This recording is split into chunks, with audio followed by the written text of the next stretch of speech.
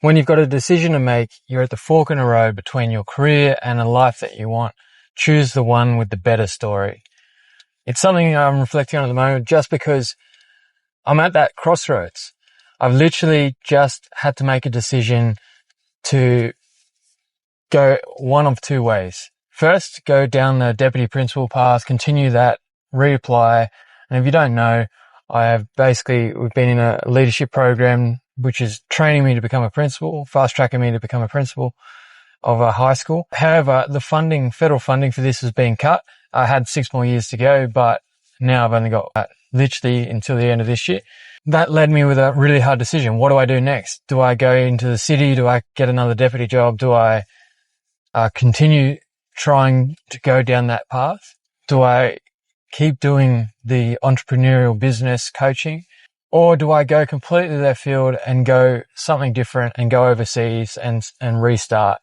And when you're at a crossroads in life, you got to choose. And one of the fundamental reasons was, what will be the better story? Because ultimately, you know the vision for your life, you know what you want, what you don't want. And in the context of business, people resonate more with somebody who has struggled and then become successful rather than just straight up successful. If you think about your biggest sort of influences in that space, most of them, like Alex Mosey, went from a white-collared worker to basically quitting that, sleeping on a gym floor for years until he built his business now into a $100 million machine. Tony Robbins, the same kind of thing. Bankrupt, broke, literally everything was going wrong, really poor upbringing, and now he's a billionaire. People resonate more with the story, the journey that they've gone along, because they can see themselves doing the same. Whereas someone who's just doing the easy path isn't as well recognized. So when you're at a crossroads in life, you've got to figure out which one is the best story for you, which one is going to actually light you up, what one is going to actually make you excited to get up in the morning and do something different. Now, for me, getting up and going into another deputy role just didn't do it for me. I'd been driving and striving for this for years, and I've been doing the deputy role for nearly 3 years now. And yes, it's been rewarding. Yes, it's been fun in aspects. It's been extremely challenging in other aspects. And I've learned a lot. I've grown a lot. But I'm early in my career, early in my life, and I think for me, something exciting, something different was what I wanted. So I was actually given the opportunity. I had applied for this position and didn't hear a thing for 3 months. And then one day I actually got an email and said, "Hey, look, from the head of this school, I'd like to get you on an interview. Can you make it in the next few days?" And I said, "Yeah, no worries. Sounds good." We had an interview, went for about an hour. And after that interview, or during that interview, I actually said, "Oh, look, we would like to bring you over and showcase and just get to know you and make sure we're a good fit, because we don't want you to come and do this thing if you're not 100% on it."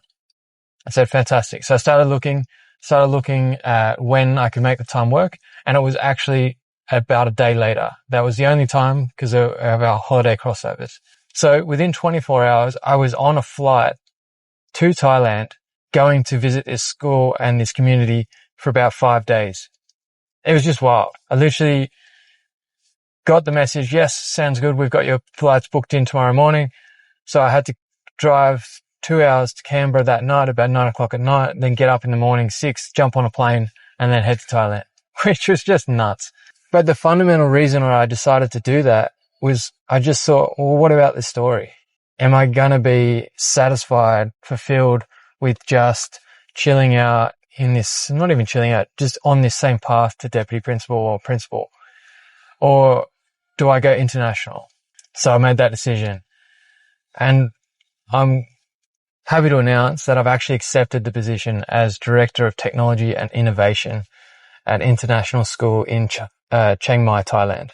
So super exciting coming up, super exciting news and super exciting what's next, because ultimately when we're at that fork of the road, we choose what is going to actually make us excited to get up in the morning and do something cool. So I'm going to leave it there. Remember, effort equals results. You can achieve whatever you want. Just put your mind to it and you can have it. So I'll see you in the next one.